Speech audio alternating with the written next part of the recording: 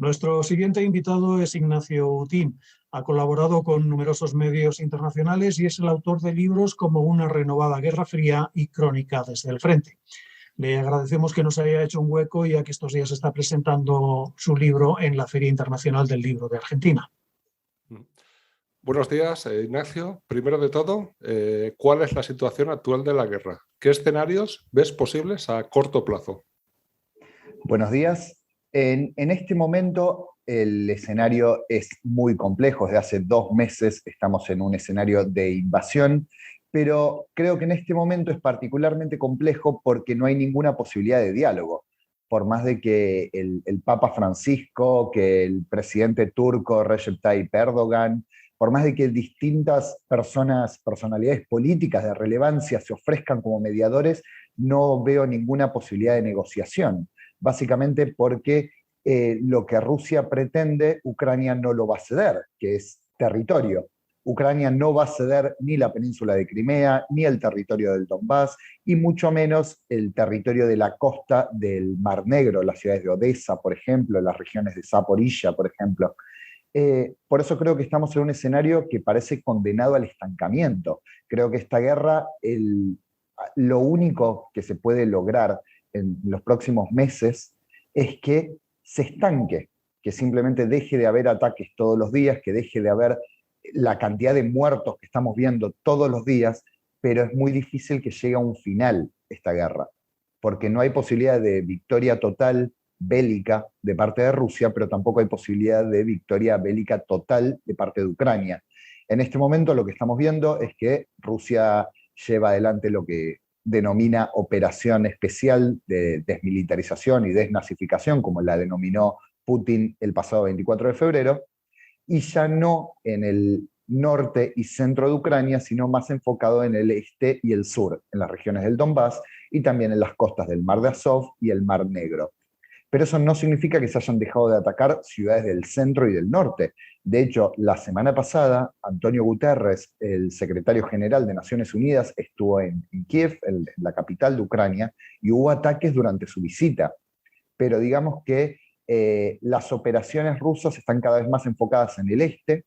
En este preciso momento hay batallas importantes en la región de Rubizhnia, de Severodonetsk y el Lysychansk, que es la misma área urbana, la segunda área urbana más grande de la región de Lugansk, y al mismo tiempo siguen los combates en Mariupol, la ciudad más grande del Donbass, que al 24 de febrero no estaba controlada por separatistas, por insurgentes, por terroristas, o como se quiera denominar a estos grupos autoproclamados independientes. Antes de la guerra estuviste tanto en el Donbass como en la ciudad de Kiev. ¿Cuál era el sentir de la gente en los dos lugares? En Kiev y diría en casi toda Ucrania. En casi toda Ucrania hay una idea de que se ha dado vuelta a la página, que Ucrania ya no es la ex república socialista soviética de Ucrania, sino que pasó a ser una república independiente. Un país completamente distinto que ya no depende de Moscú, que ya no tiene ninguna relación con Rusia y que no tiene necesidad de tener una relación con Rusia. Hoy por hoy mira hacia otro lado. Se cambió completamente la lógica. ¿Por qué? Porque durante los 90 y principios de los 2000, la política ucraniana estaba claramente partida entre partidos más prorrusos y partidos más proeuropeos, por simplificar un poco el sistema político. Hoy por hoy esa dicotomía no existe. Hoy por hoy no existen partidos prorrusos. Sí existe la Plataforma por la Vida, partido opositor, que es de alguna forma el sucesor del Partido de las Regiones, del expresidente Viktor Yanukovych, pero no tiene mayor peso. No creo que esta dicotomía que existía durante los primeros 20 años de independencia de Ucrania siga existiendo al día de hoy, porque Ucrania ha cambiado el rumbo. Hoy por hoy tiene un rumbo que apunta claramente hacia Europa. Del otro lado del país, de estas regiones que se autoproclamaron independientes, es muy difícil saber qué es lo que piensan los locales, porque en principio alrededor de la mitad de la población se fue, por la guerra, por el bloqueo económico, porque son regiones controladas por autocracias, por lo que Ucrania denomina mafias o terroristas, Son dos regiones controladas por sectores que se disputan el poder y se disputan el dinero de esas regiones. Por supuesto, no hay ningún tipo de democracia, no hay ningún tipo de libertad de expresión, no hay ningún tipo de libertades civiles en términos generales en estas dos regiones controladas por estos grupos separatistas. Con lo cual es muy difícil saber qué piensa realmente la población local. Pero yo diría que, considerando todas las dificultades que existen en estas regiones, los bloqueos económicos, la guerra y demás, y considerando que buena parte de la población ya se fue, lo más probable es que quienes se hayan quedado sean los que realmente apoyan este movimiento. Digamos alrededor de la mitad de la población. Pero también uno podría decir, quizás simplemente se quedaron porque no tienen otra posibilidad, porque no es fácil dejar a tu familia, tu casa, tu barrio, tu trabajo, tu vida, a cambio de nada. Porque creo que vale la pena aclararlo, el Estado ucraniano nunca apoyó a quienes quisieran irse de estas regiones. Nunca apoyó económicamente, nunca ofreció un trabajo, una vivienda, algún tipo de subsidio. Quienes no se podían ir, no se fueron. Pero yo diría que en términos generales quienes se quedaron son los que realmente apoyan esta independencia, quienes realmente miran más hacia Rusia que hacia la Unión Europea. Vamos, que en el caso de que se hiciera ese famoso referéndum de independencia, el sí estaba clarísimo. Sí, claro. Sí, de hecho, se hicieron referéndums en Donetsk, en Lugansk, en Crimea. Se está hablando de un referéndum en Gerson también. Y esos referéndums, por supuesto que no fueron democráticos. De ninguna forma fueron democráticos. Eso está clarísimo. No tuvieron ningún tipo de observadores internacionales. No existió nada parecido. Por supuesto que no fueron democráticos y estaba muy claro que los referéndums de mayo de 2014 en Donetsk y Lugansk y de marzo en Crimea no fueron democráticos de ninguna forma. En los últimos días, la cosa se está moviendo en Transnistria. Hubo algún atentado que si dicen que fue de falsa bandera, que si no. Pero vamos, ayer, por ejemplo, el gobierno de Transnistria prohibió a los varones de entre 18 y creo que 60 años salir del país. ¿Podrías comentar un poco cuál es la situación de Transnistria en los últimos años? Bien, Transnistria es una región al este de Moldavia que desde 1992 funciona de facto como un país independiente sin ningún tipo de reconocimiento. Es decir, para todos los miembros de las Naciones Unidas, Transnistria es un territorio de Moldavia. Nadie reconoce la independencia de este territorio. Rusia no lo reconoce, Bielorrusia no lo reconoce, nadie lo reconoce. Es muy importante aclarar esto. A pesar de eso, desde 1992 Moldavia no controla esta región desde una guerra que hubo en 1992 por apenas 6 meses, pero Rusia tiene muchísima influencia en esta región. Incluso se podría decir que la controla de facto, indirectamente. Tiene mucha influencia. De hecho, desde el final de la guerra quedaron apostadas allí tropas rusas. Originalmente eran 1.500 soldados. Los últimos informes del Estado ucraniano hablan de 12.000 soldados rusos en Moldavia, en Transnistria. Yo no tengo mayor referencia. Tengo la cifra original de 1.500 y tengo lo que dice el Estado ucraniano, que son 12.000. Me parece que no hay muchas certezas de cuántos soldados rusos hay en esta región, pero hay muchos, de eso no hay duda. Y esta región, por supuesto, que tiene mucha influencia de Rusia, por supuesto que mira mucho a Rusia, y lo que pasó en los últimos días es que hubo efectivamente un atentado y no sabemos quién lo cometió. Tenemos las cámaras, existen los vídeos, hay registros de quienes llevaron adelante este atentado, y sin embargo no sabemos quién fue. Con lo cual a mí me da la idea de que no quieren que sepamos. Si no, lo hubieran dicho quién fue. Si tenemos los registros, si están las cámaras, si no era un lugar con mucha gente, era una calle muy tranquila, ¿por qué no podemos reconocerlos? Bueno, yo creo que porque las autoridades locales de Transnistria, si quieren las autoridades autoproclamadas de Transnistria, no quieren que lo sepamos. Yo si tuviera que apostar quién cometió este atentado, diría que es un atentado de falsa bandera. Porque Ucrania no necesita tener otro frente abierto, no necesita provocar una guerra en Moldavia, y mucho menos necesita llamar la atención de esos supuestos 12.000 soldados rusos que hay en Transnistria, que por supuesto Transnistria tiene frontera con Ucrania y está muy cerca de Odessa, una de las ciudades más grandes de Ucrania y su puerto principal, un puerto muy importante en el Mar Negro. Entonces Ucrania yo lo descartaría completamente. ¿Rusia podría ser? Podría ser, pero ¿por qué Rusia en este contexto necesitaría abrir otro frente? Considerando lo difícil que es la invasión a un país tan grande como Ucrania, que además recibe mucho armamento, que además está mucho más preparado para un conflicto de lo que lo estaba en 2014, yo no creo que a Rusia le interese abrir un nuevo frente. Entonces, a mi parecer, quedan solo dos alternativas. Una es las propias autoridades de Transnistria. Si las propias autoridades de Transnistria quieren llamar la atención de Rusia, provocar que Rusia invada Moldavia y que de alguna forma Transnistria pase a control, ya no solo de facto, sino también de jure de Rusia, que sea anexado, como fue la península de Crimea, es una posibilidad que hagan un autoatentado. Y la otra alternativa que me queda es BEX. En 2020 hubo elecciones presidenciales en Moldavia y ganó el PAS, el Partido de Acción y Solidaridad de Maya Sandu, actual presidenta de Moldavia, que es un partido más bien liberal que mira a la Unión Europea. El año pasado, en 2021, hubo elecciones parlamentarias y ganó de nuevo el PAS, ganó de nuevo este partido más liberal que mira hacia la Unión Europea. ¿Quiénes quedaron en la oposición? El Partido Comunista y el Partido Socialista, que se unieron en un único bloque electoral que se llama Bloque Electoral de Comunistas y Socialistas, el BEX. El BEX hoy por hoy está liderado por Igor Dodon, expresidente de Moldavia, que es muy cercano a Vladimir Putin, muy cercano.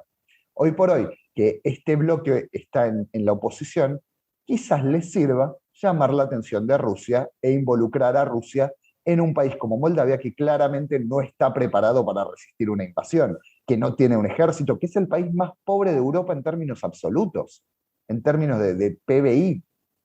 Entonces, esas yo creo que son las dos posibilidades más concretas, que haya sido la oposición moldava o que hayan sido las propias autoridades de Transnistria. Precisamente porque Transnistria está muy cerca de Odessa, no podría, digamos, esos 12.000 soldados rusos que están ahí afincados ser utilizados para atacar Odessa desde otro frente y de paso ya involucrar a Transnistria en el conflicto. Sí, claro, esa es la posibilidad. Pero en principio yo no tomaría muy en serio la cifra de 12.000, me parece un poco exagerada, pero por supuesto no tenemos ninguna prueba. Pero yo creo que en este momento Rusia está mucho más enfocado en el este que en Odessa. Sí, ha habido ataques a Odessa, hubo el fin de semana ataques a Odessa, al aeropuerto de Odessa, pero las fuerzas rusas están enfocadas del otro lado. Quieren avanzar hacia ciudades como Lysychansk, como Severodonetsk, como Kramatorsk y Slaviansk, que son dos ciudades importantes de la región de Donetsk. A mí me parece que Rusia está mucho más enfocado en el este y en el sur que en Odessa. Ahora, este escenario puede cambiar en las próximas semanas. Si Rusia logra avances importantes en el este y en el sur, ahí sí puede empezar a mirar cada vez más a la costa del Mar Negro, a Odessa, y en ese caso Transnistria sería un lugar muy importante. Funcionaría de alguna forma como funcionó Bielorrusia al principio de la invasión. Bielorrusia no envió soldados, formalmente no envió soldados, oficialmente no envió soldados, pero Bielorrusia era una base para que las fuerzas rusas se desplegaran hacia el norte de Ucrania, para que lanzaran misiles hacia Kiev o hacia Bucha, el lugar del cual tanto se ha hablado en las últimas semanas. Yo creo que Transnistria podría funcionar de la misma forma, como una base desde la cual Rusia podría desplegar soldados. Pero creo que eso no será en el corto plazo y en cualquier caso puede ser en algunas semanas o quizás algunos meses. No creo que sea ya. A medio plazo, ¿tú verías factible que Transnistria pudiera entrar de alguna u otra forma en el conflicto? En el medio plazo, ¿tendría sentido que Rusia intentara crear un corredor entre Transnistria y Odessa y dejar a Ucrania sin mar? Sí, yo creo que es un objetivo a largo plazo. No solo entre Transnistria y Odessa, sino desde Transnistria hasta la frontera de la Federación Rusa, es decir, toda la costa de Ucrania. No solo la costa sobre el Mar Negro, sino también la costa sobre el Mar de Azov y obviamente la península de Crimea. Yo creo que sí, esa es una posibilidad muy concreta, pero no en el corto plazo, no este mes, no el mes que viene, pero sí creo que es una posibilidad a largo plazo si las cosas siguen como hasta ahora. Pero creo que es muy difícil que Rusia controle toda la costa y creo que es mucho más difícil que Ucrania la ceda. Ucrania no va a dejar de luchar, no va a ceder, no va a rendir tan fácilmente su puerto principal, su principal salida al mundo, que es el puerto de Odessa, además de una ciudad muy grande. Por más de que Odessa sea una ciudad predominantemente de habla rusa y que tradicionalmente estaba más ligada a partidos prorrusos que ciudades como Kiev o como Lviv, por ejemplo. Odessa sí es parte de la región tradicionalmente más ligada a la política rusa, a los partidos prorrusos, pero sigue siendo una ciudad ucraniana. Y en este contexto, que como decía antes, cada vez hay menos dicotomía entre partidos pro-occidentales y pro-rusos, en este contexto, Odessa es una ciudad ucraniana, pro-ucraniana, porque ya no existe esa dicotomía, por más de que hablen ruso, no importa. Entonces yo no creo que sea fácil para Rusia conquistar una ciudad tan importante como Odessa. Pero sí, es un plan a largo plazo, concuerdo. Vamos a situarnos en la hipótesis de que se consigue la conquista de Odessa, de que Transnistria entra en el conflicto, incluso de que es anexionada a Rusia, ya sea como un territorio autónomo o una invasión de facto. Esa entrada en territorio moldavo, que de hecho sería así, por parte de Rumanía podría considerarse como una agresión casi a ellos mismos. Es una buena pregunta, porque, a ver, en Hungría, por ejemplo, la constitución húngara dice que el Estado húngaro tiene la obligación de proteger a los húngaros, a los étnicamente húngaros, por más de que sean ciudadanos de otro país. Por ejemplo, húngaros en Rumania. Pero la constitución rumana no dice lo mismo. Por más de que se pueda discutir si los moldavos son una etnia distinta o son parte de la misma etnia que los rumanos, porque hablan el mismo idioma, porque son culturas muy similares, nada obligaría, ninguna ley, ninguna normativa obligaría a Rumania a involucrarse. Y eso es importante porque Rumania es miembro de la Unión Europea y además es miembro de la OTAN, pero Moldavia no. Moldavia no es miembro de ninguno de los dos.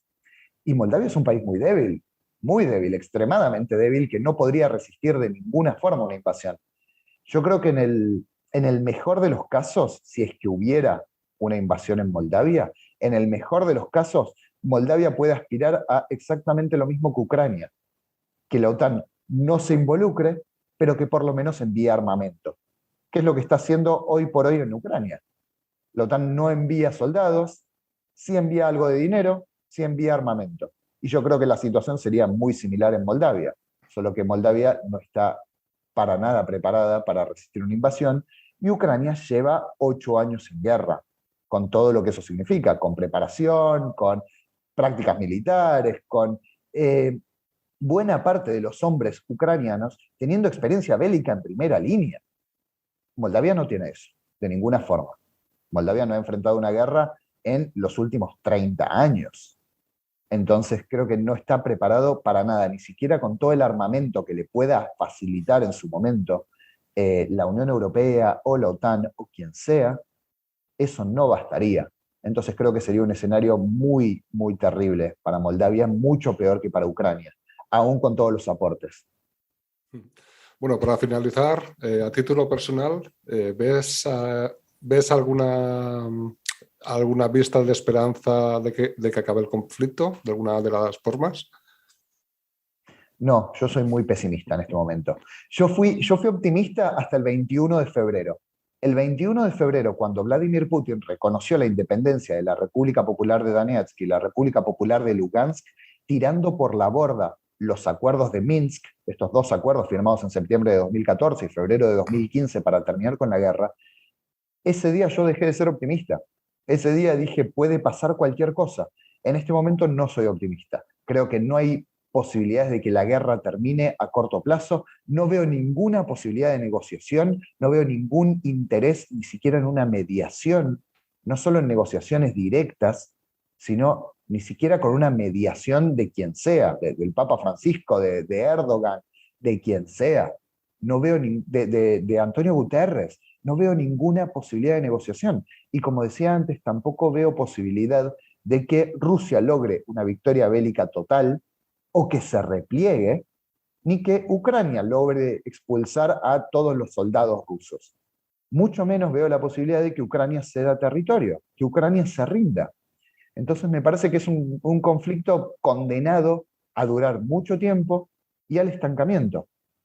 ¿Puede cambiar el escenario? Sí, puede cambiar el escenario. Por ejemplo, si Rusia empieza a tirar, a lanzar misiles con ojivas nucleares, eso cambiaría el escenario, sin lugar a dudas. O si algún misil ruso cruza la frontera y afecta territorio polaco, o territorio de Eslovaquia, o territorio de Rumanía, eso cambiaría el escenario. Pero si el escenario no cambia, yo no veo ninguna posibilidad de que esta guerra termine a corto plazo. Muy bien. Ignacio Utín, muchísimas gracias por participar en nuestro programa. Solo una última cosa. ¿Tus libros, Una renovada guerra fría y Crónica desde el frente, están editados en España o son fáciles de conseguir a través de alguna compra online? Ucrania Donbass, una renovada guerra fría, acaba de publicarse en España a través de la editorial Apostrof. Y el mes que viene estaré por vuestro país presentándolo. ¿Dónde estarás? Estupendo, pues aquí te esperamos. Estaré en Madrid, en Barcelona, en distintas ciudades alrededor de Barcelona, en Gijón, Oviedo, Bilbao, Valencia y no recuerdo dónde más. Y Palma también. Pues nada, te deseamos toda la suerte del mundo en la presentación en España y muchas gracias por dedicarnos tu tiempo. Muchas gracias por la invitación. Abrazo.